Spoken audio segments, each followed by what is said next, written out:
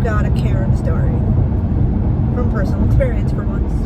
Now, I love Karen stories. I watch a ton of them on TikTok. They're one of my favorite things because I just don't understand how people can be so entitled to things. I mean, entitlement is one of my biggest pet peeves, but I just don't understand how people can actually think the way they do in some of these stories. And then I had to deal with one. Well, I didn't technically have to deal with one. My coworker had to deal with one. I kind of had to step in for a minute because it just got out of hand. So, if you return shoes with us online, there is a way to go through the app, through customer service, return the shoes, and then they refund your money.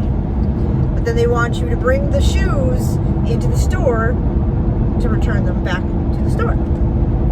So people do this all the time. They go on the website and they return the shoes that way, and then when it holds the money until they return them to the store, but they think that they haven't gotten their money back, so they come to the store to return the shoes thinking they're going to get their money then.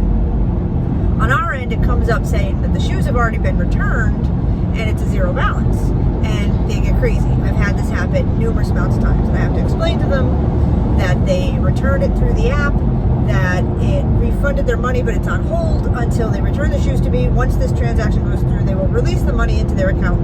Everything will be fine. Most of the time, that calms people down. Yeah, so this woman comes in with 2 pairs of shoes. She bought the shoes. They didn't send her the shoes. Then they sent her the shoes, but she called and blah, blah, blah, and she was saying she never got her money. When my coworker did the refund, it came up, they were already returned, and it came up a zero balance. Well, that was not settling with this woman at all. So she was trying to explain to her that, it was already refunded, she just had to return the shoes, the money would go through, blah, blah, blah. Woman was not having it. So now my coworker picks up the shoes off the counter to take them back, and the customer grabs the 2 pairs of shoes, and they're now doing basically a tug of war over these shoes because the customer's claiming that she didn't get her money, so the shoes are hers. My coworker's claiming they were returned, so the shoes are ours, and they're starting to fight over these shoes. So my coworker gets the hand on the shoes, and she's able to back up away from the counter, and this woman reaches over the counter like she was about to climb. It looked like she was about to climb over the counter at my coworker. She's getting very loud. She's getting very disruptive, and I'm noticing that everybody in the lobby is starting to get nervous. So I call my manager on the walkie, and I'm like, you need to get down here now. I step in front of my coworker, and I'm like, and I turned on my mom voice, and I'm like, ma'am, you need to calm down.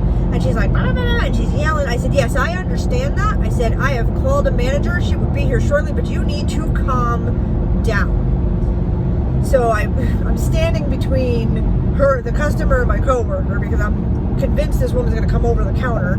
And it was insane. And so my manager came. She looked up the transaction. The woman had gotten her refund because she did this back in February. And the woman's just screaming and yelling about how those are her shoes and blah, blah, blah. And my manager's like, no, ma'am, you returned them. They're not your shoes, And she goes, well, I think that this is the Karen line that got me. I think you should give me the shoes for my inconvenience. What inconvenience? Woman, you're the crazy one causing a scene. I'm like, what? I'm like, you got these shoes, you returned the shoes because you didn't want the shoes, but now all of a sudden you think you deserve the shoes because whatever inconvenience that you've made up in your mind. I was like, no way. So my manager, my coworker has a habit of keep going, so I got her out of the way so she could stop antagonizing the situation. My manager told the customer 3 times that she needed to calm down and stop verbally abusing my coworker, and she finally settled her down and got her out of the store.